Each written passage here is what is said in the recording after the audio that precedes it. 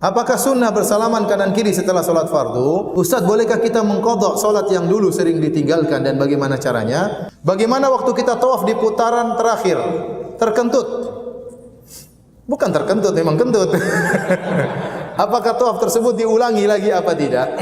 Tapi ini ada pertanyaan, bagaimana kalau kita lupa mandi wajib dan kita cuma mandi biasa? Ingatnya sudah berlalu 2 sholat fardu.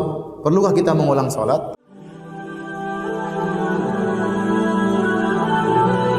Tapi ini ada pertanyaan, bagaimana kalau kita lupa mandi wajib dan kita cuma mandi biasa? Ingatnya sudah berlalu 2 sholat fardu. Perlukah kita mengulang sholat? Jadi kita tahu di antara sahnya mandi junub harus niat. Harus niat dalam hati bahwasanya kita sedang mandi junub. Niatnya untuk menghilangkan janabah, ya. Untuk membedakan antara mandi junub dengan mandi biasa, ya. Maka harus ada diniatkan. Sama kalau kita bersedekah, ada beda antara kita bayar zakat dengan sekedar sedekah umum. Kalau kita ternyata niatnya sedekah umum, berarti zakat belum kita bayar, paham? Tapi kalau kita niatkan ini untuk zakat, berarti zakat sudah kita bayar. Karena bentuk amalnya sama, yang membedakan apa? Niat. Nah, kalau seorang, dan ini mungkin terjadi, contoh dia berhubungan dengan istrinya di Jumat pagi, pada subuh dia langsung berhubungannya. Setelah itu dia tidak mandi junub, nanti menjelang Jumatan baru dia mandi junub. Jam 11 dia mandi, dia lupa kalau dia junub, dia mandi biasa. Begitu dia salat Jumat, Allah, rakaat kedua, tadi saya mandi niat junub atau enggak ya? Ah, gimana? Ragu dia. Hukum asalnya apa? Saya tanya, sekarang dia ragu. Saya tadi waktu mandi niat mandi junub atau tidak? Berarti hukum asalnya tidak. Hukum asalnya dia tidak niat mandi junub. Berarti dia batalkan salatnya, harus segera mandi junub. Ustaz, kalau sudah dia baru ingat setelah salat maghrib baru ingat. Tadi Jumat sama Asar saya belum mandi junub. Apa yang dia lakukan? Dia mengqadha salat tersebut. Dia mengqadha, dia mandi junub, kemudian dia mengqadha Jumat dengan salat duhur, dia mengqadha Asar dengan salat Asar. Langsung tatkala dia ingat. Ustaz, bolehkah kita mengqadha salat yang dulu sering ditinggalkan dan bagaimana caranya? Masalah hukum mengqadha salat ini ada khilaf di kalangan para ulama. Jumhur ulama 4 mazhab berpendapat. Jadi salat begini ya, saya maaf ini sudah ya.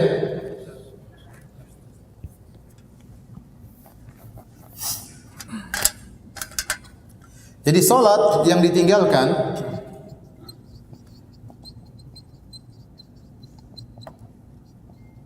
ada 2. Ada yang karena uzur, contoh lupa ketiduran, bukan tidur sengaja ya. Yang satunya ditinggalkan karena sengaja. Misalnya karena malas.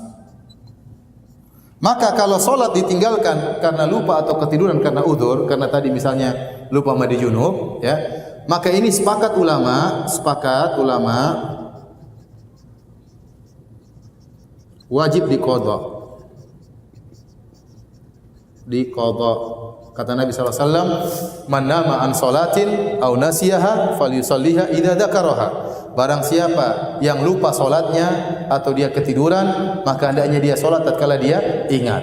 Kenapa? Karena dia meninggalkan salat karena uzur, maka wajib untuk diqadha. Nah, permasalahan kedua, ini pertama, ini kedua ya. Permasalahan kedua, orang yang meninggalkan salat karena sengaja, karena malas. Maka ini ada khilaf di kalangan para ulama. Ini ada khilaf ya. Jumhur ulama berpendapat ya, harus diqadha. Sebagian ulama mengatakan tidak harus diqadha. Ya, bahkan tidak bisa diqadha. Karena yang wajib diqadha hanyalah yang dalam hadis adalah yang ditinggalkan karena apa? Beruzur. Adapun jumhur ulama 4 mazhab harus diqadha. Terus bagaimana caranya Ustaz kalau 2 tahun saya tidak salat? Dulu saya nakal, saya kepala batu, tidak salat 2 tahun. Caranya diqadha, kata jumhur begini caranya. Di antaranya, ente salat asar, ente salat subuh, zuhur. Zuhur, assalamualaikum, salat lagi. Zuhur, salat lagi, zuhur 2 kali. Selama 2 tahun maka selesai. Paham caranya? Ustaz 5 tahun saya tidak salat. Ya sudah, setiap salat zuhur lagi 1 kali, 2 kali, 3 kali, 4 kali, 5 kali. Selama 5 tahun ente begitu. Selama setahun ya, selama setahun ente begitu. Ya. Caranya demikian. Atau kalau tidak, ente setiap salat duhur sekali lagi. Tapi selama 5 tahun. Paham? Entah ente kumpulkan 5 kali salat duhur selama setahun, atau ente setiap setelah salat duhur lagi, tapi anda melakukan ini selama 5 tahun. Dan ini memang berat. Bagaimana Ustaz? Saya baru sadar sekarang Ustaz, 30 tahun saya tidak salat. Waduh, repot lagi. Gimana cara mengqadha? Tapi kata jumhur harus mengqadha. Saya sendiri, ini masalah khilaf, saya lebih condong pada pendapat kedua. Bahwasanya orang yang meninggalkan salat dengan sengaja, percuma dia mengqadha, tidak ada faedahnya. Karena yang disuruh mengqadha adalah yang meninggalkan karena apa? Uzur. Berarti dia bermaksiat, tinggal dia bertobat kepada Allah dan perbanyak salat sunnah. Perbanyak salat sunnah. Tentu ini masalah khilaf, kita harus berlapang dada, tapi saya lebih condong pada pendapat kedua bahwasanya tidak wajib qadha karena dia meninggalkan karena malas, ya, karena tidak ada uzur, tapi dia bertobat kepada Allah dan perbanyak salat-salat apa? Sunnah.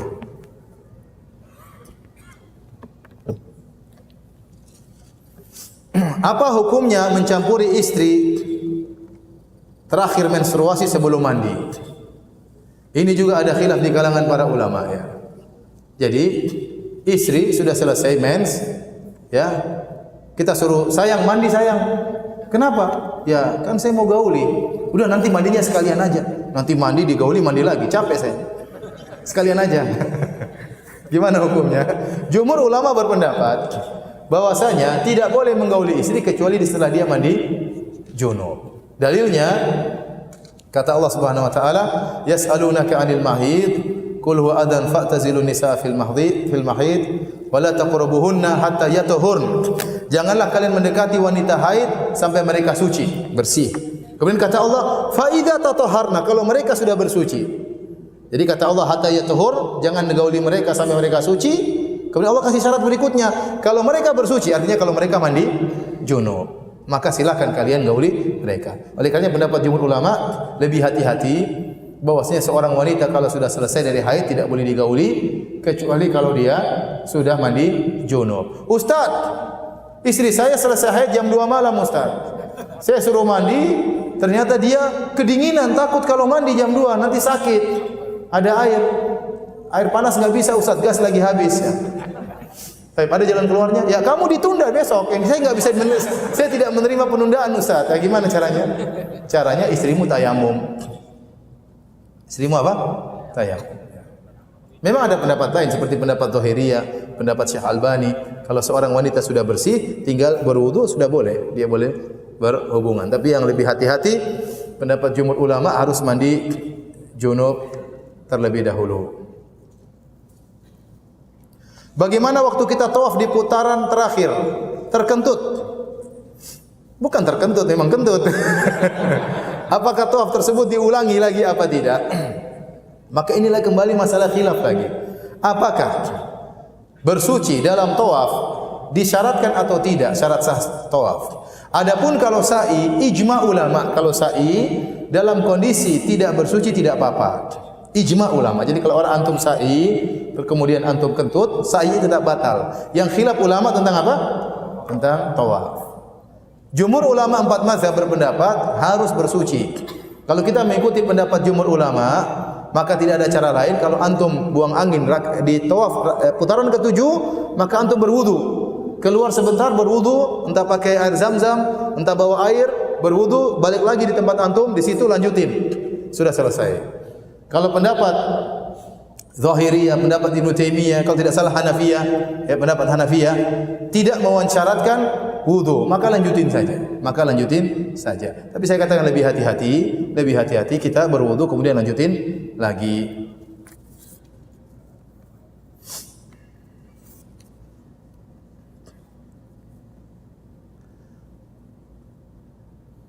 Apakah sunnah bersalaman kanan kiri setelah salat fardu? Kalau istilah sunnah, sunnah artinya suatu yang diajarkan oleh Nabi sallallahu alaihi wasallam. Maka saya belum menemukan ada dalil-dalil yang menunjukkan bahwasanya sunnah Nabi atau sunnah para sahabat kalau mereka setelah salat mereka saling bersalam-salaman. Tapi kita kalau ketemu sebelum salat, ketemu kapan saja kita salami, assalamualaikum. Kemudian kita salami, kita ketemu orang, ya. Jangan tunggu setelah salat baru bersalam-salaman. Sebelum salat kita ketemuan, kita salami saudara-saudara kita. Demikian juga misalnya kita memang baru ketemu, kita datang masbuk, baru ketemu orang sebelah, kita boleh bersalaman. Karena memang kalau orang baru bertemu sunnahnya apa?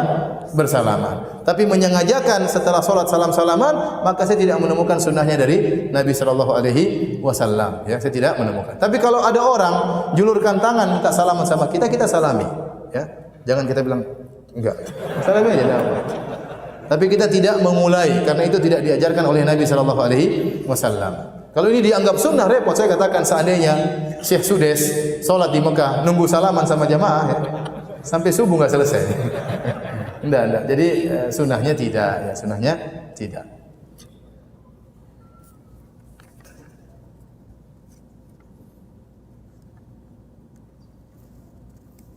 Kalau ada seorang kita anggap melakukan kekufuran, pemimpin atau yang lainnya, ingat kaidah kita, hukum asal orang tersebut masih apa? Muslim. Nah, bagaimana kita bisa menghukum dia kafir? Harus ada keyakinan bahwasanya dia sudah melakukan kekufuran. Taruhlah dia melakukan kekufuran, maka harus iqamatul hujjah. Faham? Tadi saya contohkan Imam Ahmad.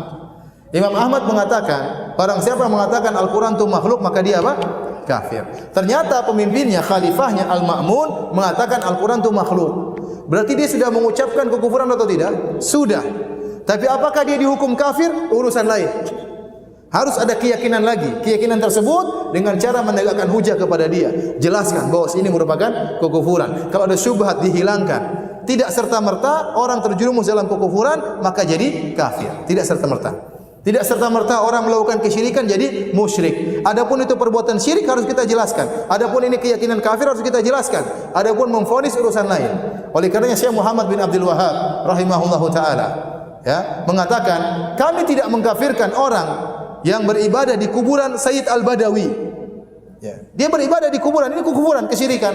Kenapa? Li adami man yunabbihu ala dzalik. Karena tidak ada orang mengingatkan kepada dia kalau ini kesyirikan. Padahal dia melakukan kesyirikan, tapi karena tidak ada yang mengingatkan, dia dapat uzur, dia tidak ngerti. Banyak di masyarakat kita tidak ngerti. Kalau minta-minta kepada mayat itu syirik, dia enggak ngerti. Dia datang ke wali, kuburan wali minta-minta, itu syirik dalam Islam. Tapi dia tidak ngerti. Kita jelaskan bahwa itu kesyirikan, adapun memvonis urusan lain. Apalagi Anda berbicara tentang masalah presiden. Presiden melakukan demikian, tidak gampang ente mengatakan dia kemudian apa? Kafir. Apalagi dia salat, apalagi dia haji, apalagi dia umrah, ya. Tidak mudah kita mengkafirkan seorang kecuali dengan apa? Keyakinan, ya. Hati-hati.